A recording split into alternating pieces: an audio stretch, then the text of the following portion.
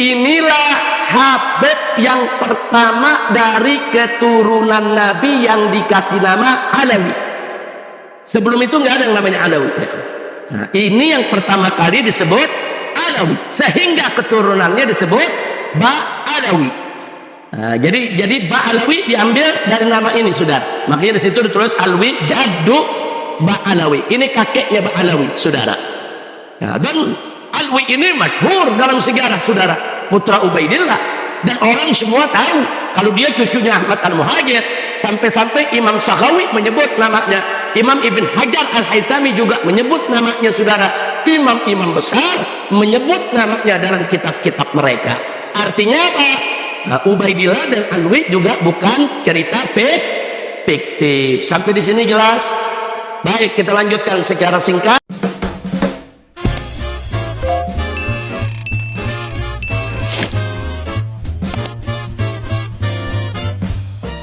Tentang kitab Ad-Daw'ul Lami karya Imam As-Sakhawi. Di sini ada 3 penjelasan yang harus diketahui oleh Anda dan publik.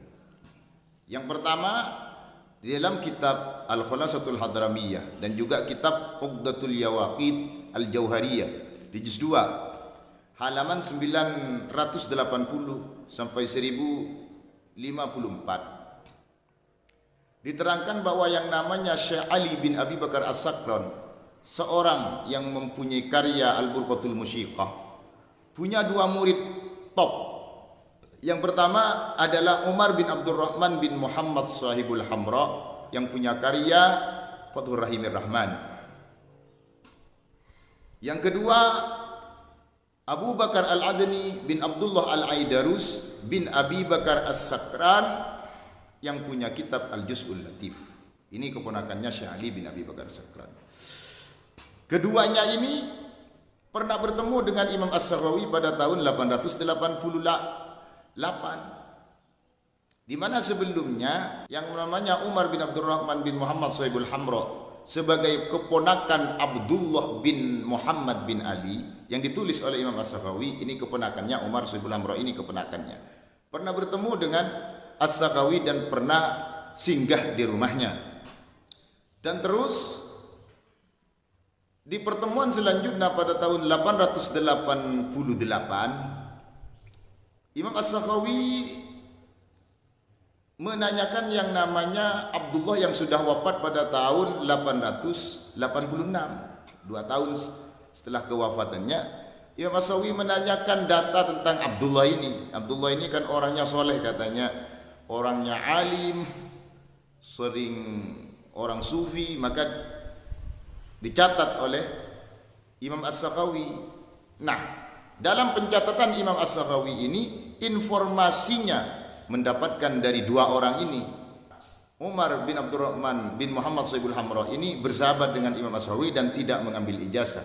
Sedangkan yang namanya Abu Bakar Al-Adni bin Abdullah Al-Aidarus bin Abi Bakar As-Sakran ini mengambil ijazah sanad kepada Imam As-Sakhawi, sehingga dianggap sanadnya bersambung kepada Imam As-Sakhawi. Dah 2 orang inilah yang menginformasikan tentang nasabnya Abdullah kepada Imam As-Sakhawi. Makanya data yang ditulis oleh Imam As-Sakhawi di Daw'ul Lami juz 5 halaman 95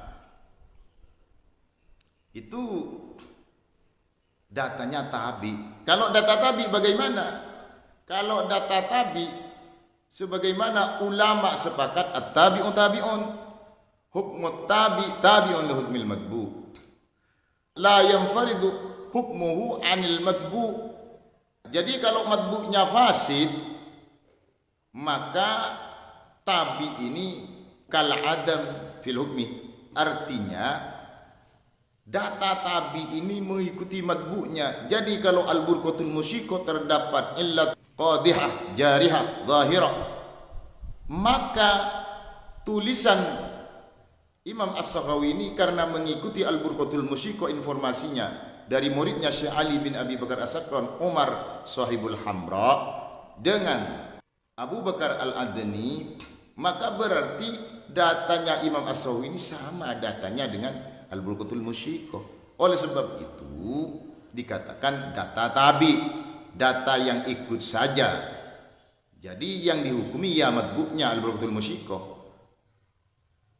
Karena hal itulah ulama nasab di Muqaddimat fi Ilmi al-Ansab di halaman 85 dikatakan la yuhtajju bi kasratil masadir idza kanat kulluha tunqalu min aslin wahid. Tidak bisa dibuat hujjah banyaknya referensi sebanyak apapun apabila referensi itu diambil dari satu referensi. Jadi kitab As-Sakhawi ini jangankan hanya satu, kitab-kitab As-Sakhawi yang lain yang ribuan apabila sumbernya diambil dari Al-Burqatul Musyikoh, ya sama halnya dengan satu sumber itu, berarti yang dijadikan pokok penelitian hukum yaitu Al-Burqatul Musyikoh, sedangkan data tabi itu kal adam fil hukmi, sama halnya dengan tidak ada datanya, karena itu tidak mustaqillah. Begitu saudaraku, itu yang pertama. Yang kedua, yang namanya kitabnya Imam As-Sakhawi ini adalah kitab sejarah, bukan kitab mustaqillah, yaitu kitab nasab. Karena kitab sejarah, maka perlu dicari sumbernya dari mana. Begitu. Oleh sebab itu di Rasail fi Ilmi al-Ansab di halaman 164 dikatakan, wa min madhanil wad'i wal kadhibi fil ansab najiduhu fi kutubil mu'arrikhin alladzina la dirayata lahum bi ilmin nasab.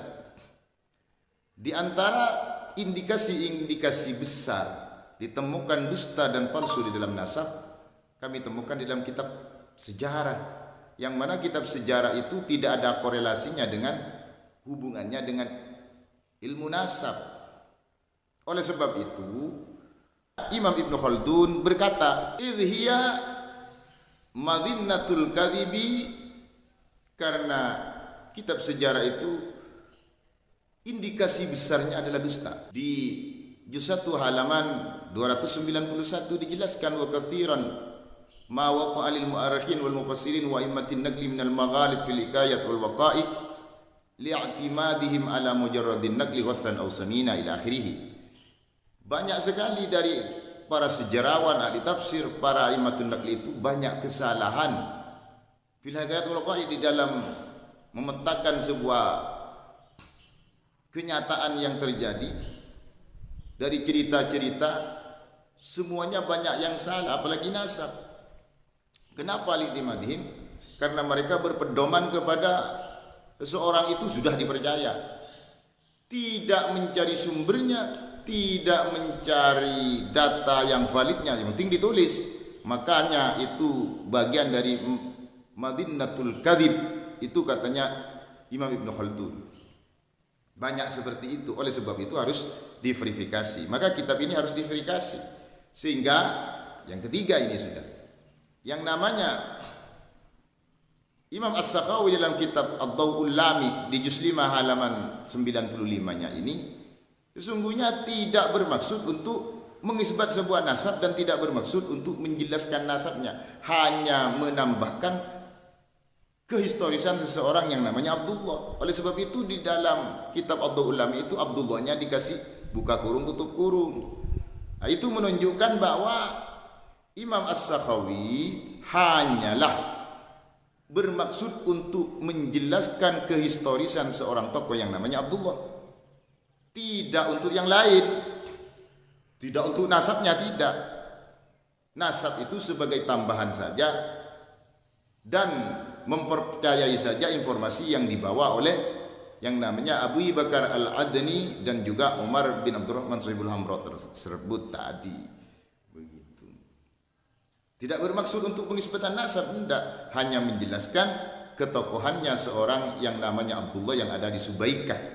Begitu. Makanya katanya Imam As-Subuki dalam fatwanya di juz 2 halaman 461 dikatakan, fa idza ra'ayna maktuban laisa li maksudi isbatun nasab lam nahmilhu ala isbatin nasab wa la yajuzu at-ta'alluqu bihi fi isbatihi. Kalau tulisan itu tidak bermaksud untuk pengisbatan sebuah nasab dan tidak ada korelasinya dengan ilmu nasab, karena ini hanya sejarah menerangkan ketokohan seseorang, maka tidak boleh untuk dihubung-hubungkan untuk pengisbatan sebuah nasab. Itu tidak boleh. Itu yang berkata adalah Imam As-Subuki. Oleh sebab itu ulama mengatakan yajibut tatsabbut waddabtu fi ilmi tarikh idza kutiba fihi al-ansab. Apabila di dalam sejarah itu menulis ternyata ingin tujuannya menyebutkan tokoh, ternyata ditulis nasabnya, maka harus dikoreksi itu nasabnya benar apa tidak. Begitu, maka itu tidak bisa dijadikan isbatun nasab, karena ar-ru'ah sahihah itu banyak persyaratannya.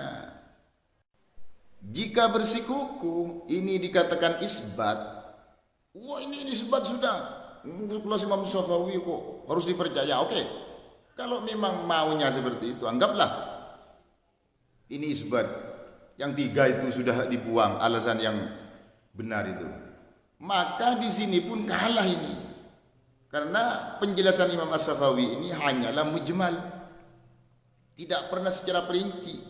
Sedangkan yang mufassar itu penjelasan kami, bagaimana caranya Imam As-Sakhawi mendapatkan informasi, bagaimana kitabnya, bagaimana sumbernya. Ini sudah jelas bahwa yang namanya Al-Burqatul Musyiko terdapat illat ini banyak sekali, illatun qadihatun jariyatun zahirah. Maka penjelasan kami yang sudah sangat paripurna ini, maka muqaddamun lebih didahulukan daripada tulisan yang mujmal yang ada di Adwaul Lami itu. Oleh sebab itu ulama mengatakan an-nafyul mufassar muqaddamun alal isbat al-mujmal. Begitu nanti. Ini kalau mau dipaksakan. Padahal tidak sampai taraf itu.